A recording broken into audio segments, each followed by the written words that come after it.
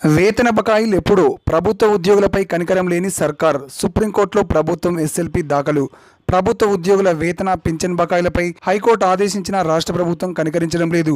Lockdown సమయంలో ప్రభుత్వ ఉద్యోగులకు పెన్షనర్లకు 2 నెలల పాటు నిలిపివేసిన సగం వేతనాలు పెన్షన్లను అక్టోబర్ 11వ తేదీలోగా చెల్లించాలని హైకోర్టు రాష్ట్ర ఆర్థిక శాఖకు ఆదేశాలు జారీ చేసింది. వేతన పెన్షన్ బకాయిలను 12% వడ్డీతో చెల్లించాలంది. హైకోర్టు ఇచ్చిన గడువు ముగిసి 4 రోజులవుతున్న ఆ దిశగా ఆర్థిక శాఖ చర్యలు చేపట్టలేదు. కనీసం హైకోర్టు ఆదేశాలకు అనుగుణంగా జీవో కూడా జారీ చేయకపోవడంపై ఉద్యోగులు ఆవేదన వ్యక్తం చేస్తున్నారు. తమ నాయకులు వేతన బకాయిలపై కనీస చొరవ తీసుకోవడం లేదని అసంతృప్తి వ్యక్తం చేస్తున్నారు. కాగా ఉద్యోగులకు వడ్డీ ఇవ్వలేమంటూ రాష్ట్ర ప్రభుత్వం సుప్రీంకోర్టులో ఎస్ఎల్పి దాఖలు చేసింది. కార్పొరేషన్లు, మున్సిపాలిటీలో స్వయం సమృద్ధి, పట్టణ స్థానిక సంస్థల సంస్కరణలపై సమీక్షలో సీఎం జగన్. అక్కడి ఆదాయం స్థానికంగానే ఖర్చు చేయాలి. ప్రభుత్వం ఆ డబ్బును ఇతర అవసరాలకు వాడకూడదు. ఉద్యోగుల జీతభత్యాలను ప్రభుత్వమే చెల్లిస్తుంది. పారిశుద్ధ్యం విషయంలో ఎక్కడా రాజీ పడకూడదు. పట్టణ స్థానిక సంస్థలైన కార్పొరేషన్లు, మున్సిపాలిటీలు స్వయం సమృద్ధి సాధించి మరింత అభివృద్ధి జరిగేలా ఎస్ఓపి రూపొందించాలని మున్సిపల్ పట్టణాభివృద్ధి శాఖ అధికారులను ముఖ్యమంత్రి వైఎస్ జగన్మోహన్ రెడ్డి ఆదేశించారు. ప్రజలకు మెరుగైన సేవలు అందించడంతో పాటు కేంద్ర ప్రభుత్వ మార్గదర్శకాలు, సిఫార్సులకు అనుగుణంగా కార్పొరేషన్లు, మున్సిపాలిటీలలో చేపట్టవలసిన సంస్కరణలపై గురువారం ఆయన తన క్యాంపు కార్యాలయంలో ఉన్నత స్థాయి సమీక్ష నిర్వహించారు. ఈ సమీక్షలో సీఎం ఆదేశాలు, సూచనలు ఇలా ఉన్నాయి. మున్సిపాలిటీల ఉద్యోగ జీతభత్యాలను 010 పద్దు కింద ప్రభుత్వమే చెల్లిస్తుంది. శానిటేషన్, వాటర్ అండ్ సీవరేజ్ నిర్వహణ పక్కాగా ఉండాలి. ప్రతిరోజు తప్పనిసరిగా చెత్తను తరలించాలి. వీధులను శుభ్రం చేయాలి. డ్రైనేజీలను తరచూ క్లీన్ చేయాలి. జీఎస్టీ పరిహారానికి కేంద్ర రుణం, ఆర్థిక లోటు కిందికి రాకుండా ప్రత్యేక గవాక్షం, ప్రస్తుత పరిమితులకు ఇది అదనం. ఆర్థిక శాఖ వస్తు సేవల పన్ను పరిహారం చెల్లింపు కోసం కేంద్రమే విడతల వారీగా రుణాలు తీసుకుని ఆ మొత్తాన్ని రాష్ట్రాలకు పంపిణీ చేయనున్నట్లు కేంద్ర ఆర్థిక మంత్రిత్వ శాఖ గురువారం ఒక ప్రకటనలో తెలిపింది. ఏపీ ఎంసెట్ కౌన్సిలింగ్ ప్రకటన నేడు. ఏపీ ఎంసెట్ కౌన్సిలింగ్కు శుక్రవారం ప్రకటన జారీ చేయనున్నారు. ఎంసెట్లో అర్హత సాధించిన వారికి కన్వీనర్ కోటా కింద సీట్లు కేటాయించనున్నారు. ఈ నెల 22 నుంచి ధ్రువపత్రాల పరిశీలన, ప్రాసెసింగ్ రుజువు చెల్లింపునకు అనుమతించనున్నారు. ఈ నెల 26 నుంచి కళాశాలల ఎంపిక కోసం ఐచ్ఛికాలకు అవకాశం ఇస్తారు. ఈడబ్ల్యూఎస్ అమలుపై ప్రతిష్టంభన, నిలిచిన 9 రకాల ఉద్యోగ నోటిఫికేషన్లు. ఉద్యోగ నియామకాల వార్షిక పట్టికను ఏపీపీఎస్సీ జారీ చేయడం లేదు.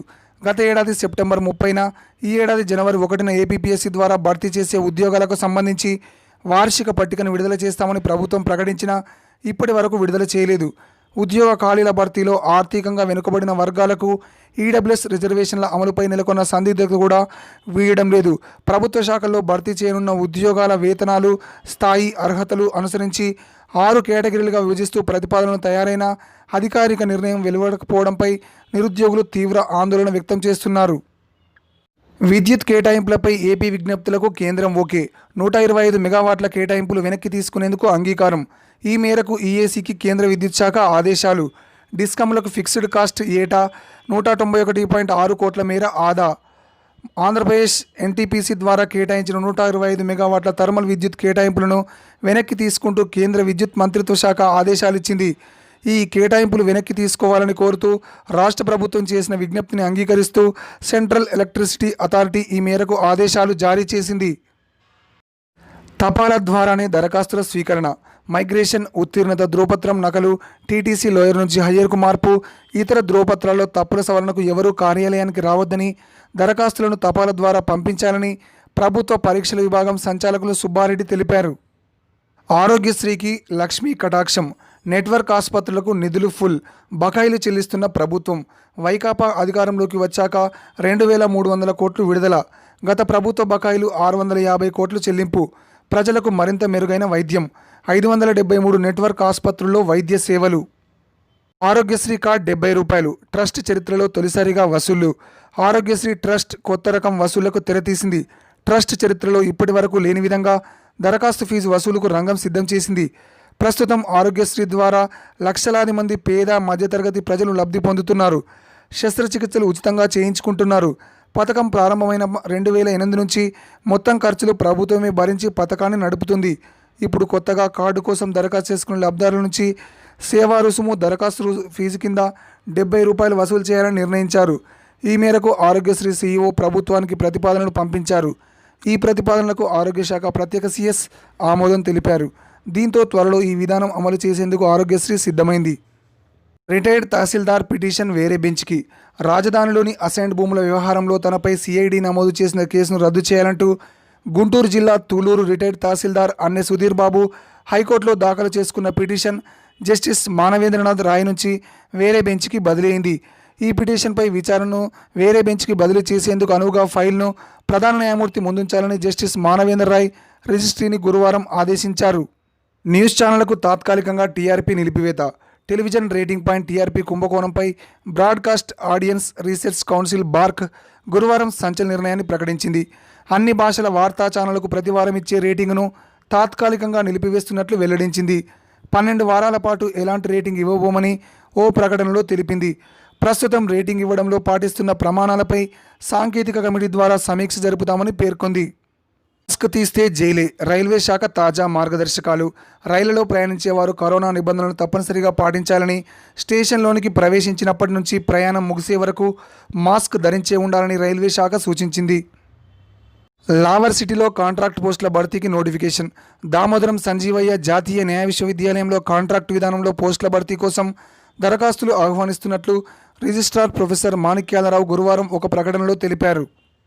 సరళమైన టర్మ్ ప్లాన్ సరళ్ జీవన్ బీమా ప్రవేశపెట్టాలని కోరిన ఐఆర్డీఏఐ కస్టమర్లు సులభంగా అర్థం చేసుకుని నిర్ణయం తీసుకునేందుకు వీలుగా సరళ్ జీవన్ బీమా టర్మ్ పాలసీని 2021 జనవరి 1 నుంచి ప్రవేశపెట్టాలని అన్ని జీవిత బీమా సంస్థలను నియంత్రణ సంస్థ ఐఆర్డీఏఐ కోరింది. 18 నుంచి 65 ఏళ్ల వయసు వరకు ఉన్నవారు కనిష్టంగా 4 నుంచి గరిష్టంగా 40 ఏళ్ల కాలానికి ఎంపిక చేసుకునే విధంగా పాలసీలు ఉండాలని ఐఆర్డీఏఐ తన మార్గదర్శకాల్లో పేర్కొంది. రోజుకు 10 లక్షల వ్యాక్సిన్లు వేయగలం అపోలో. ప్రతిరోజు దేశవ్యాప్తంగా 10 లక్షల కోవిడ్-19 వ్యాక్సిన్లు వేయగల సామర్థ్యం తమకు ఉందని అపోలో హాస్పిటల్స్ గ్రూప్ గురువారం ప్రకటించింది. ఇందుకోసం కోల్డ్ చైన్ వ్యవస్థను పటిష్టం చేస్తున్నామని సంస్థ ఎగ్జిక్యూటివ్ వైస్ చైర్పర్సన్ శోభన కామినేని మీడియాకు తెలిపారు. రేషనలైజేషన్తో పోస్టుల కుదింపు, ప్రాథమిక పాఠశాలలకు నష్టం. ప్రభుత్వ పాఠశాలల్లో పెరుగుతున్న విద్యార్థులు. రేషనలైజేషన్ పేరుతో ప్రాథమిక పాఠశాలలో రాష్ట్ర ప్రభుత్వం ఉపాధ్యాయ పోస్టులను కుదించింది. ఒక పక్క ప్రభుత్వ పాఠశాలలో చేరే విద్యార్థుల సంఖ్య పెరుగుతుంది. ఇందుకు తగ్గట్టుగా ఉపాధ్యాయులను పెంచాల్సిన ప్రభుత్వం ఉన్న వాటినే కుదిస్తుంది. రేషనలైజేషన్ కోసం ఇటీవల విడుదల చేసిన మార్గదర్శకాల్లో ఉపాధ్యాయ పోస్టుల కుదింపే లక్ష్యంగా కనబడుతుంది. ప్రాథమిక పాఠశాలలో ఇప్పటి వరకు ఉన్న మోడల్ ప్రైమరీ వ్యవస్థను ప్రభుత్వం తొలగించేందుకు సిద్ధమైంది. 2017 రేషనలైజేషన్లో విద్యార్థుల సంఖ్య 19 లోపు ఉన్న ప్రాథమిక పాఠశాలను ఏకోపాధ్యాయ పాఠశాలలుగా ప్రభుత్వం ప్రకటించింది.